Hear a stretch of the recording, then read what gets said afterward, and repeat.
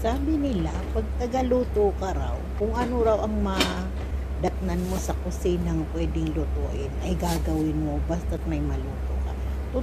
Totoo po yun. Kasi pag tagaluto ka, kahit wala sa isip mo yung gagawin mo, kung ano makita mo sa inyong ref, ayun na lang ang lulutuin mo para may maulam kayo.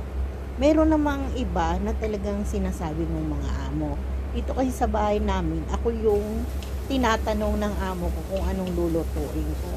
At ang pagkain namin, di ba sa pagkain nila, kaya kung anong makita ko sa ref namin, yun ang lulutuin ko. So ito, nagawa ako ng simpleng stir-fried chicken na yung magugustuhan din naman ng kasama ko kasi mahilig din naman siya sa masasarap na pagkain. Kaya kung ano yung magawa ko, nasasarapan siya sa mga niluluto ko.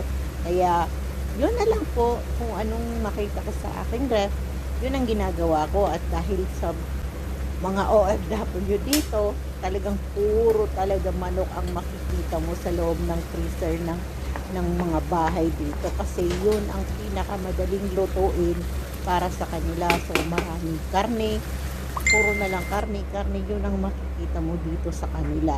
Kaya minsan nagsasawa